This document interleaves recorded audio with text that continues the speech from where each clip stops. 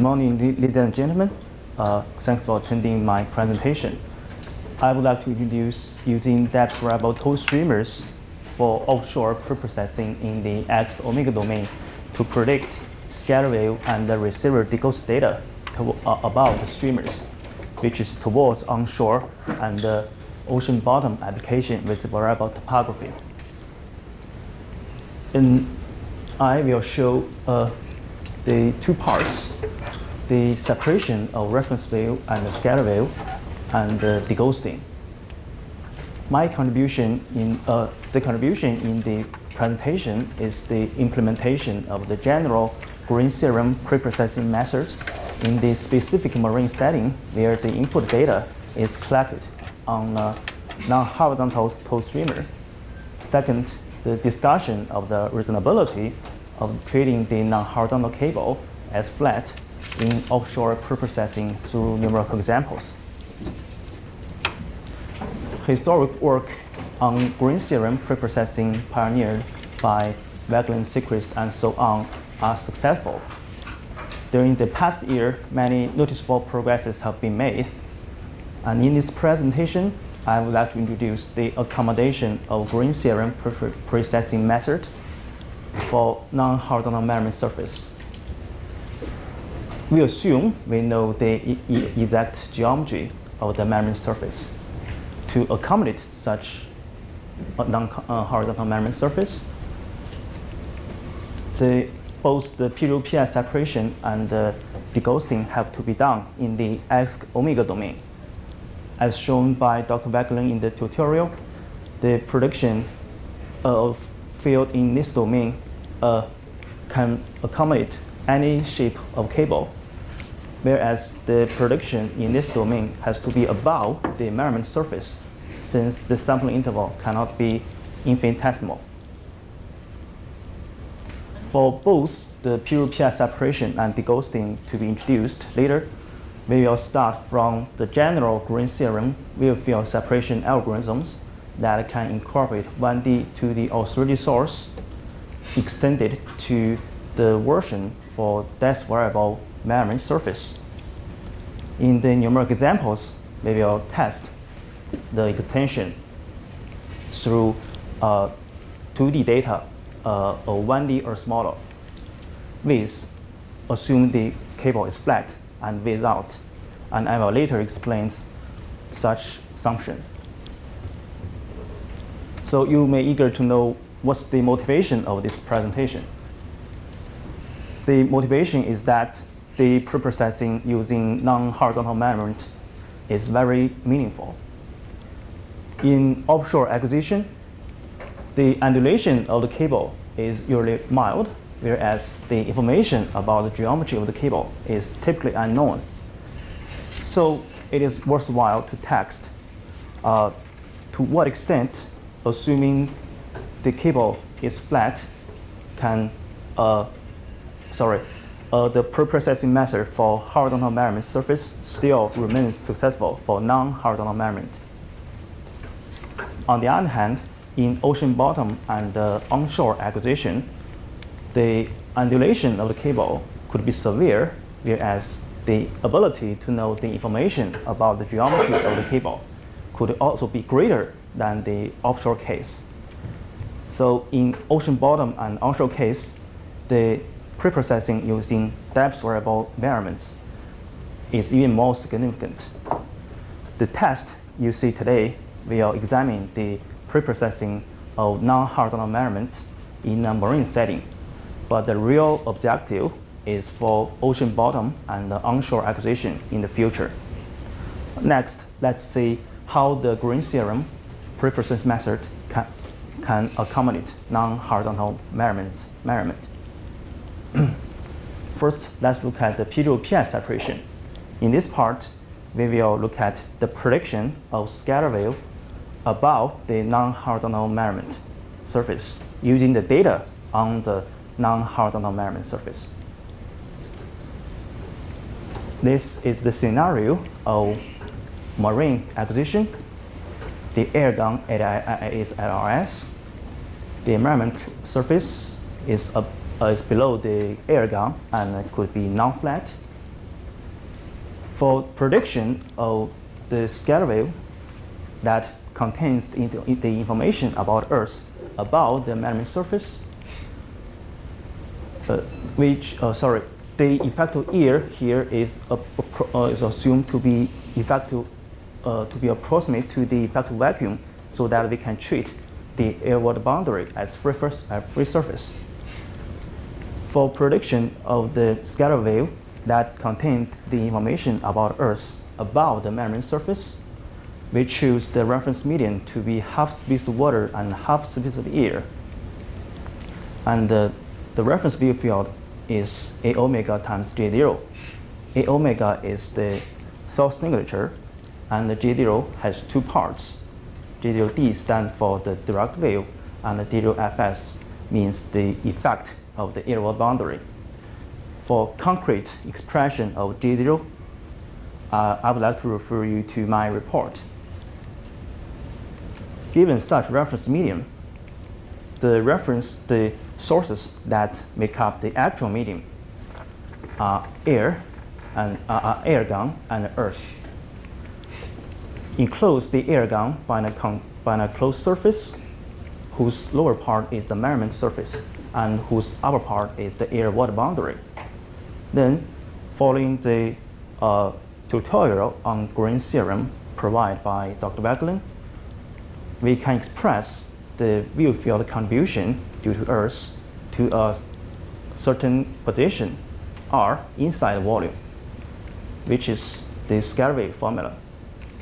The scalar wave formula here is first provided by Wegelin Secrets 1990, and it can incorporate 1D, 2D, and 3D source. For the 2D source case, the scalar wave formula can reduce to a contour integration. And the input is the physical field and its normal derivative. Since we have assumed the air-water boundary can be treated as free surface, the scalar wave formula can further reduce to a single integration over the receiver location R prime, because at the free surface, the physical field and the J0 vanish. Here, the input is the physical field at R prime, and its normal derivative. The gradient, the operator, is the gradient operator with respect to R prime, and the dr prime is the line element vector of the measurement line, normal to the measurement line. When the cable is flat, the gradient operator becomes the partial derivative with respect to the cable depth, and the dr prime becomes the offset interval, dx prime. When the cable is not flat, and if we know the exact depth function of the cable, z prime or x prime, we can derive the normal vector of the measurement line. And thus, we can write the scalar wave formula at this. The following numerical examples will test these two formulas and compare their results. That is, we will preprocess the data collected on the non-horizontal measurement line as if collected on the horizontal measurement line using this formula. Then we will preprocess the data collected on the same non-horizontal measurement line according to its exact geometry using this formula. And the red lines shows the difference between these two formulas. This is the velocity model used for test. The speed of air, water, and Earth are respectively 1,500 meters per second and 2,250 meters per second. The bottom depth is flat. It is flat and it's at 400 meters. The source is at 50 meters. The cable used for test is parabolic with such depth function. The offset interval is 1 meter. The offset range is from minus 400 meters to 400 meters. And the data is generated by the Kanyard-Dehu method on the cable. This method is accurate in the space-time domain and can generate data on any shape. Based on the velocity model shown above, this is the total wave generated by the Kanyard-Duhem method on the cable. It has 6 events: the direct wave, the reflection from free surface, the primary reflected from water bottom, the source ghost, the receiver ghost, and the source receiver ghost. The 4 events are scatter wave. The following slides will show prediction of scatter wave at a depth of 95 meters, which is totally above the cable. First, we predict the scatter wave assuming the cable is flat using this formula. Since such flat cable assumption is not consistent with the exact geometry of the cable, it is reasonable to predict some errors in the wave field separation result. This is the separated scatter wave at a depth of 95 meters using formula below. And this is the real scatter wave generated by the Kanyard-Duhem method at a depth of 95 meters. And we can subtract the 2 results, 2 figures, to evaluate the separation result, which is this, the difference. From the difference, we can see the prediction of scatter wave is pretty effective at a nearer offset, whereas at large offset, there are obvious residues of the reference wave here. And this is mainly because the cable is very mild near 0 offset, because as introduced by Dr. Wackerlin, the causal grain function is very local. The integration of this formula can contribute to effective prediction of scatter wave near 0 offset. Next, we predict the scatter wave considering the exact geometry of the cable. This is the separated scatter wave at a depth of 95 meters using formula below. This is the real scatter wave generated by the Kanyard-Duhem method at a depth of 95 meters.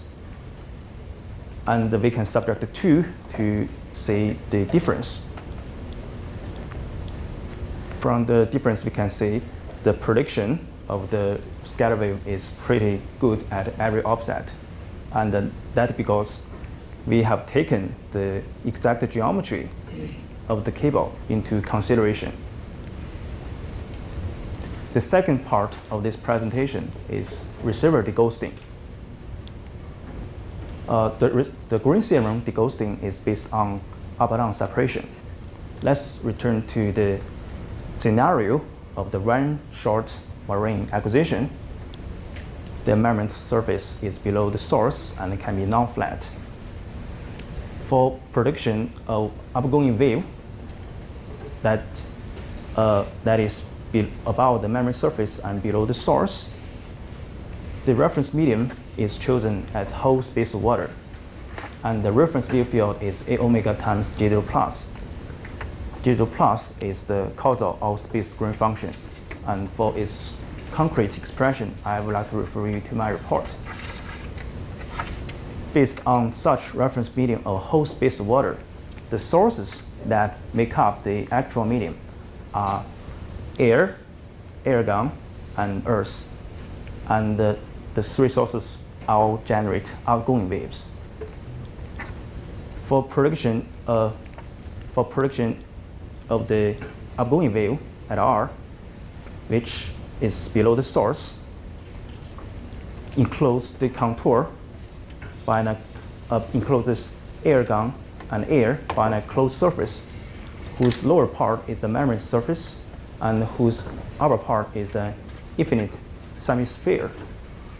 Then, following on the tutorial of Green theorem, we can express the wave field contribution due to Earth to a certain location R inside the volume, which is the outgoing wave without receiver ghosts. And this outgoing wave formula was first proposed by Wegland al. 2002 and developed by Jinfang Zhang and Wegland 2006. It can incorporate 1D, 2D, and 3D source.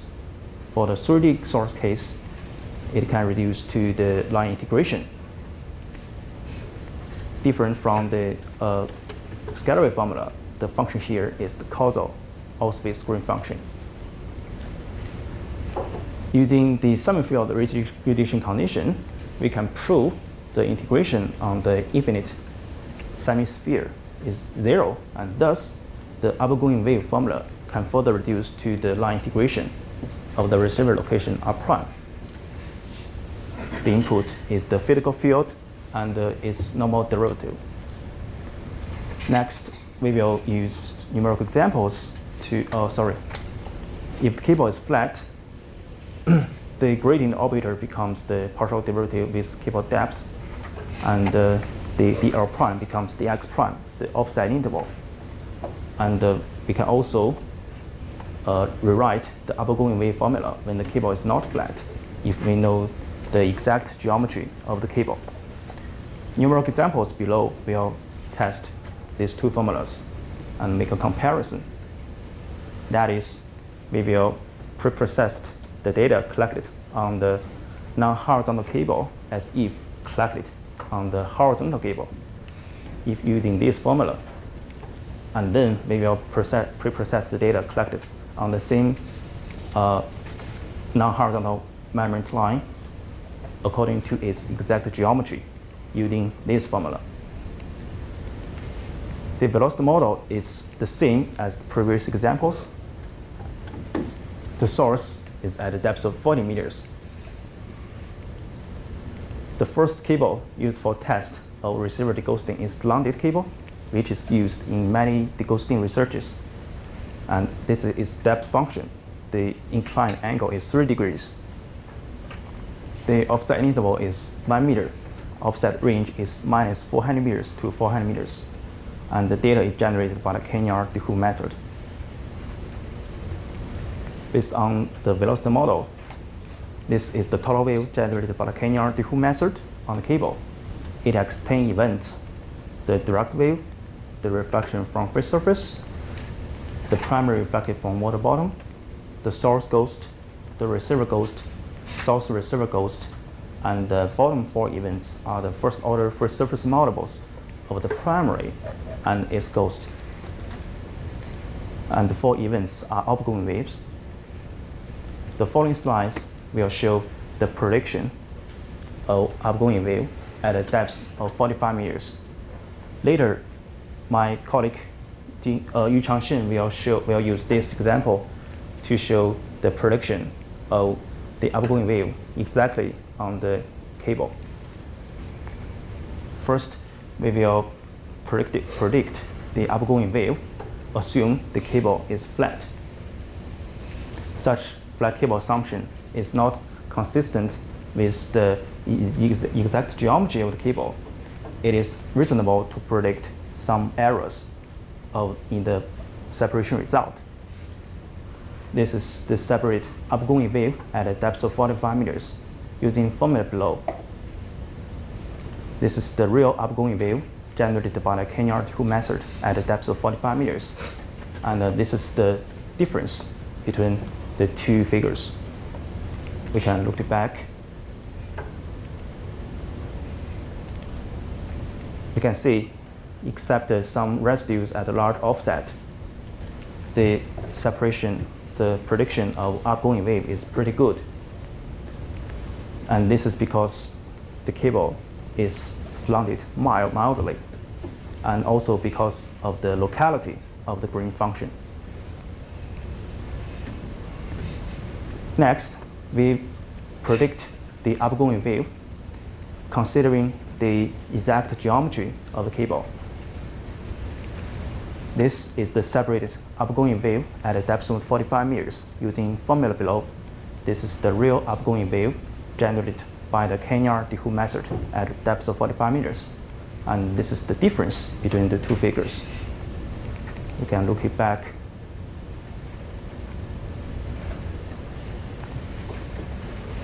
You can see as expected, since we considered the exact geometry of the cable into consideration.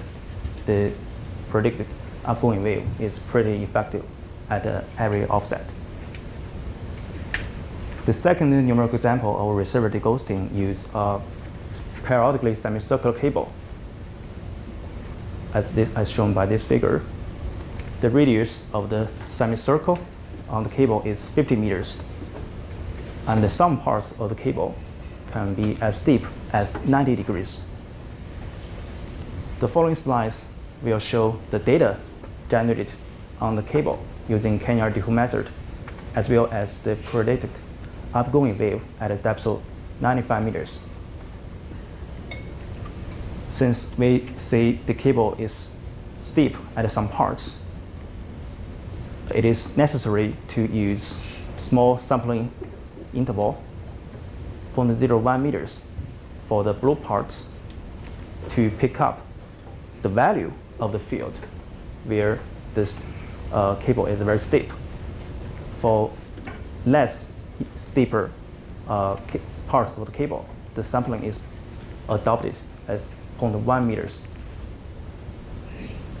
Based on the velocity shown above, the offset interval is this, and this is offset range from minus 400 meters to 400 meters. And this the data is generated by the Kanyard-Dehaut method. Based on this velocity model, this is the total wave generated by the Kanyard-Dehaut method on the cable. It has 10 events: the direct wave, the reflection from air-water boundary, the primary reflected from water bottom, the source ghost of the primary, the receiver ghost of the primary, the source receiver ghost of the primary, and the bottom four parts are the first order first multiples of the primary and its ghosts. And the four events are the outgoing waves. In these slides, we show the predicted outgoing wave that considers the exact geometry of the cable. This is the separate outgoing wave at a depth of 95 meters using formula below. This is the real outgoing wave generated by the Kanyard-Dehaut method at a depth of 95 meters. And this is the difference between the two figures. We can look it back. And we can see, because we have considered the exact geometry of the cable, the predicted outgoing wave is pretty effective at every offset. Here, I don't show the result assuming the cable is flat, because the flat cable assumption is obviously inappropriate for such undulating cable. Finally, let's get conclusions. If data are acquired by non-horizontal tow streamers, the constant depth assumption can provide reasonable preprocessing results when the cable is just slightly curved or slanted. When the tow streamer deviates significantly from horizontal, the depth variable cable version of the Green theorem can provide effective wave field separation. And the benefit we have seen in numerical examples from Green theorem wave field separation for tow streamer data can be extended and utilized for onshore and ocean bottom acquisition, where the measurement surface can at times be far from horizontal. In the last slides, I will briefly introduce what we have gone through. The input for the method introduced in this presentation is the physical field and its normal derivative. For different goals, including removal of reference view and receiver deghosting, we will have to choose different reference medium, and the function is different. Next, we will consider our information about the geometry of the cable. If we know the geometry of the streamer, we can use the formula that considers the exact geometry of the streamer. If the answer is no, but we are sure the cable is close to flat, this formula that assuming flat cable is also reasonable. And that's my presentation. Thank you.